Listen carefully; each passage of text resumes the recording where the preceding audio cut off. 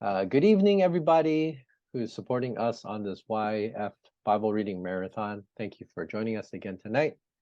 We are starting our reading from Genesis 50, and we're going to be reading on to Exodus chapter 4. So Elliot's going to start us off tonight. Elliot, go ahead. Genesis 50. Then Joseph fell on his father's face and wept over him and kissed him. And Joseph commanded his servants, the physicians, to embalm his father. So the physicians embalmed Israel. 40 days were required for it, for that is how many are required for embalming. And the Egyptians wept for him 70 days.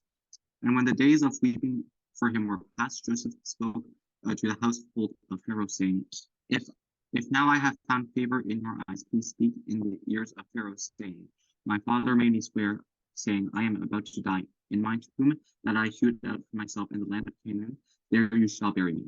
Now therefore let me please go up and bury my father, then I will return. And Pharaoh answered, Go up and bury your father as he made you swear. So Joseph went up to bury his father. With him went up all the servants of Pharaoh, the elders of his household, and all the elders of the land of Egypt, as well as all the household of Joseph, his brothers, and his father's household. Only their children, their flocks, and their herds were left in the land of Goshen. And there went up with him both chariots and horsemen, and is a very great company. When they came to the threshing floor of Atad, which is beyond the Jordan, they lamented there with a very great and grievous lamentation, and he made a mourning for his father 7 days. When the inhabitants of the land, the Canaanites, saw the mourning on the threshing floor of Atad, they said, This is grievous mourning by the Egyptians. Therefore the place was named Abel Mizraim. It is beyond the Jordan. Thus his sons did for him as he had commanded them.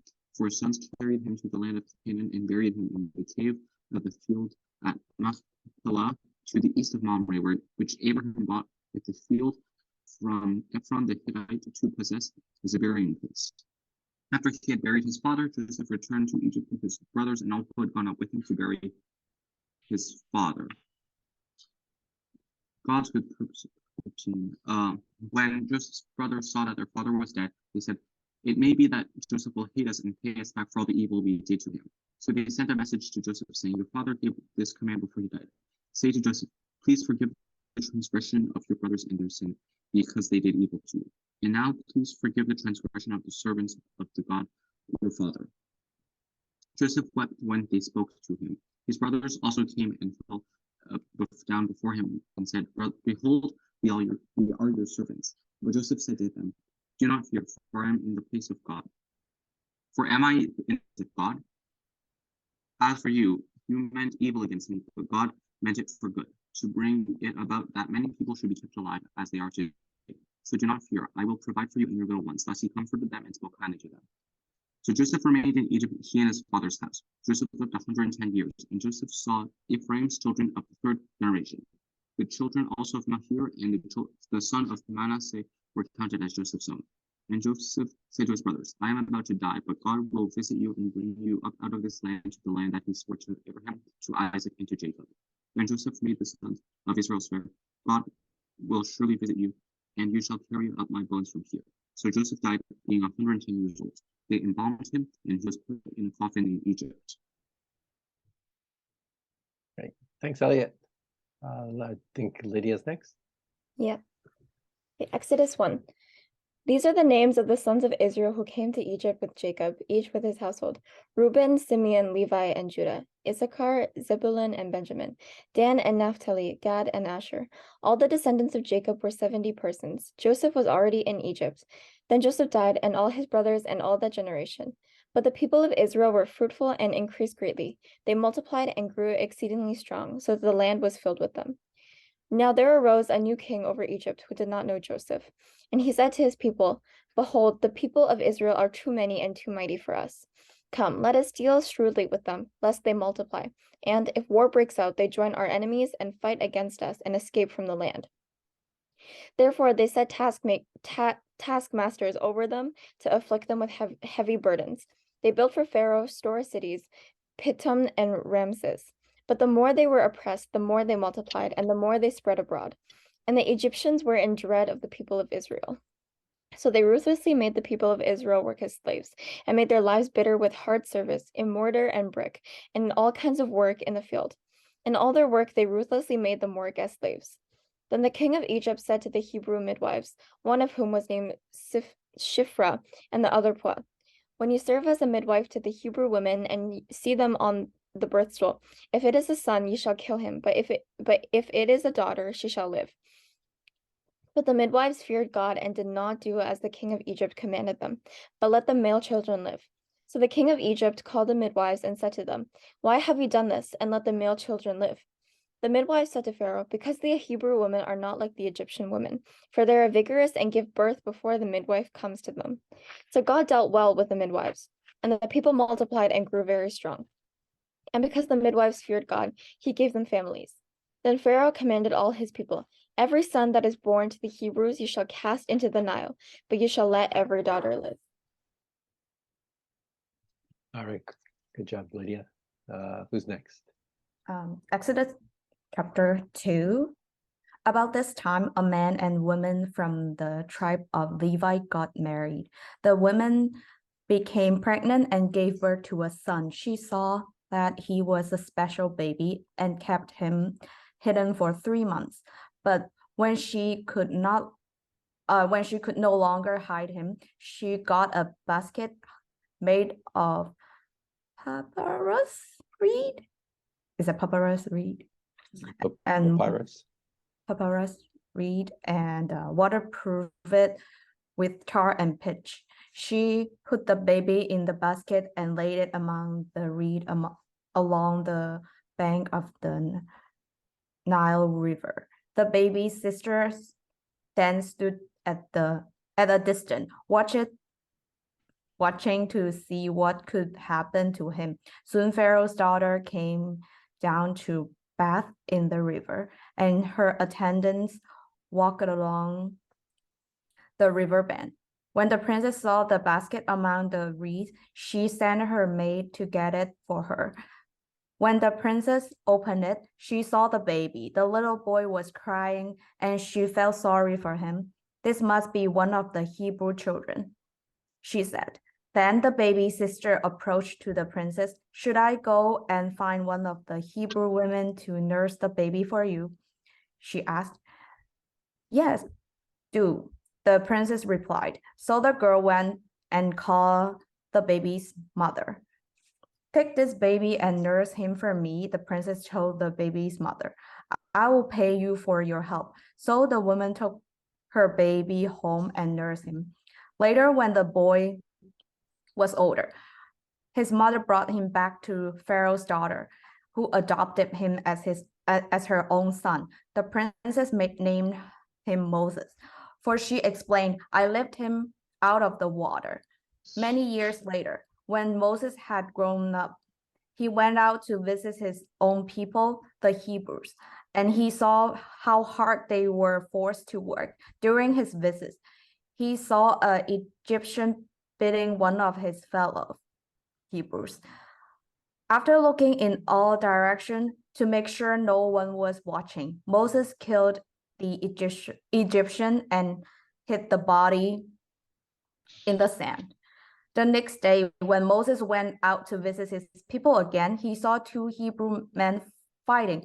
Why are you beating up your friend? Moses said to the one who had started the fight. The man replied, who appointed you to be our prince and judge? Are you going to kill me as well? Are you going to kill me as you killed that Egyptian yesterday? Then Moses was afraid, thinking, everyone knows what I did. And sure enough, Pharaoh heard what had happened, and he tried to kill Moses. But Moses fled from Pharaoh and went to live in the land of Midian. When Moses arrived in Midian, he sat down beside a well. Now the priest of Midian had 7 daughters who came as usual to draw water and fill the water for their father's flocks, but some other shepherd came and chased them away. So Moses jumped up and rescued the girls from the shepherds. Then he drew water for their flocks. Then the girl returned to Reveal. Ruel? Their father asked, "Why are you back so soon today? An Egyptian rescued us from the shepherds," they answered. "And then he drew water for us and watered the flock." "Then where is he?" Their father asked. "Why did you leave him there? Invite him to come and eat with us." Moses accepted the invitation and he settled there with him.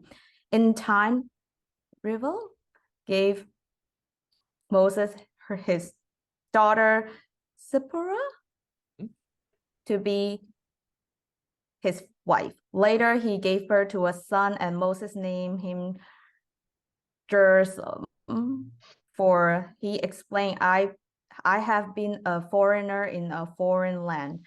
Years passed. The king of Egypt died, but the Israelites continued to groan under their burden of slavery. They cried out for help, and their cry rose up to God. God heard their groan, and he remembered his covenant promise to Abraham, Isaac, and Jacob. He looked down on the people of Israel and knew it was time to act. All right, thanks, Doris. Okay, now Jeffrey. Yes. Exodus 3. Now Moses was keeping the flock of his father-in-law, Jethro, the priest of Midian, and he led his flock to the west side of the wilderness and came to Horeb, the mountain of God. And the angel of the Lord appeared to him in a flame of fire out of the midst of a bush. He looked, and behold, the bush was burning, yet it was not consumed. And Moses said, I will turn aside to see this great sight, why the bush is not burned. When the Lord saw that he had turned aside to see, God called to him out of the bush, Moses, Moses. And he said, Here I am. Then he said, Do not come near. Take your sandals off your feet, for the place which you are standing is holy ground. And he said, I am the God of your father, the God of Abraham, the God of Isaac, the God of Jacob. And Moses hid his face, for he was afraid to look at God. Then the Lord said, I have surely seen the affliction of my people who are in Egypt, and have heard their cry because of their taskmasters. I know their sufferings. And I have come down to deliver them out of the hand of the Egyptians, and to bring them out of the land to a good and broad land, a land flowing with milk and honey, to the place of the Canaanites, and the Hittites, and the Amorites, and the Perizzites, and the Hivites, and the Jebusites. And now, behold, the cry of the people of Israel has come to me, and I've also seen the oppression which the Egyptians oppress them. Come, I will send you to Pharaoh, that you may bring my people, the children of Israel, out of Egypt. But Moses said to God, Who am I that I should go to Pharaoh and bring the children of Israel out of Egypt? He said, But I will be with you, and this shall be the sign for you that I have sent you. When you have brought the people out of Egypt, you shall serve God on this mountain. Then Moses said to God, If I come to the people of Israel and say to them, The God of your fathers has sent me to you, and they ask me, What is his name? What shall I say to them? God said to Moses, I am who I am. And he said, Say this to the people of Israel, I am has sent me to you. God also said to Moses, Say this to the people of Israel, the Lord, the God of your fathers, the God of Abraham, the God of Isaac, the God of Jacob, has sent me to you. This is my name forever, and thus I am to be remembered throughout all generations. Go and gather the elders of Israel together and say to them, The Lord, the God of your fathers, the God of Abraham, the God of Isaac, and of Jacob, has appeared to me, saying, I have observed you and what you have done and what has been done to you in Egypt, and I promise that I will bring you up out of the affliction of Egypt to the land of the Canaanites, the Hittites, the Amorites, the Perizzites, the Hivites, and the Jebusites, a land flowing with milk and honey. And they will listen to your voice, and you and the elders of Israel shall go to the king of Egypt and say to him, The Lord, the God of the Hebrews, has met with us. And now please go, please let us go a 3 days' journey into the wilderness, that we may sacrifice to the Lord our God. But I know that the king of Egypt will not let you go unless compelled by a mighty hand. So I will stretch out my hand and strike Egypt with the wonders that I will do in it. After that, he will let you go. And I will give this people favor in the sight of the Egyptians. And when you go, you shall not go empty, but each woman shall ask of her neighbor, and any woman who lives in her house, for silver and gold jewelry, and for clothing. You shall put them on your sons and daughters, and you shall plunder the Egyptians. All right, thanks, Jeffrey. Exodus chapter 4. Then Moses answered, But behold, they will not believe me or listen to my voice, for they will say, The Lord did not appear to you. The Lord said to him, What is that in your hand? He said, A staff. And he said, Throw it on the ground. So he threw it on the ground, and it became a serpent, and Moses ran from it. But the Lord said to Moses, Put out your hand and catch it by the tail. So he put out his hand and caught it, and it became a staff in his hand, that they may believe that the Lord, the God of their fathers, the God of Abraham, the God of Isaac, and the God of Jacob, has appeared to you.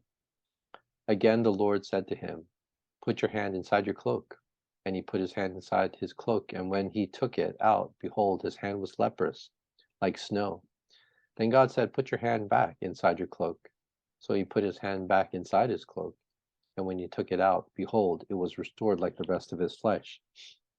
If they will not believe you, God said, or listen to the first sign, they may believe the latter sign. If they will not believe even these two signs, or listen to your voice, you shall take some water from the Nile and pour it on the dry ground, and the water that you shall take from the Nile will become blood on the dry ground. But Moses said to the Lord, O my Lord, I am not eloquent either in the past or since you have spoken to your servant, but I am slow of speech and of tongue. Then the Lord said to him, Who has made man's mouth? Who makes him mute or deaf or seeing or blind? Is it not I, the Lord? Now, therefore, go, and I will be with your mouth and teach you what you shall speak. But he said, O my Lord, please send someone else.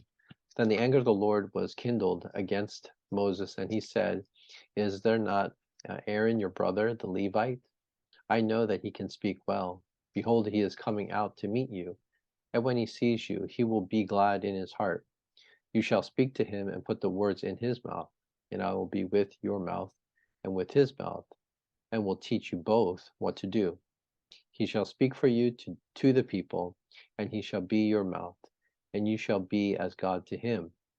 And take in your hands this staff, with which you shall do the signs. Moses went back to Jethro, his father-in-law, and said to him, Please let me go back to my brothers in Egypt to see whether they are still alive. And Jethro said to Moses, Go in peace. And the Lord said to Moses in Midian, Go back to Egypt, for all the men who were seeking your life are dead. So Moses took his wife and his sons and had them ride on a donkey and went back to the land of Egypt. And Moses took the staff of God in his hand. And the Lord said to Moses, When you go back to Egypt, see that you do before Pharaoh all the miracles that I have put in your power. But I will harden his heart so that he will not let the people go. Then you shall say to Pharaoh, Thus says the Lord, Israel is my firstborn son. And I say to you, Let my son go, that he may serve me. If you refuse to let him go, behold, I will kill your firstborn son. At a lodging place on the way of the Lord met him and sought to put him to death. Then Zipporah took a flint and cut off her son's foreskin and touched Moses' feet with it and said, Surely you are a bridegroom of blood to me. So he let him alone. It was then that she said, A bridegroom of blood, because of the circumcision. The Lord said to Aaron, Go into the wilderness to meet Moses.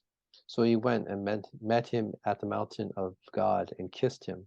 And Moses took Aaron all the words of the Lord with which he had sent him to speak, and all the signs that he had commanded him to do. Then Moses and Aaron went and gathered together all the elders of the people of Israel. Aaron spoke all the words that the Lord had spoken to Moses, and did the signs in the sight of the people. And the people believed. And when they heard that the Lord had visited the people of Israel, and that he had sent their affliction, they bowed their heads and worshipped. All right, that concludes our reading for tonight, and thank you for joining us, and hope to see you for our next reading next Monday. Thank you for joining us, and good night.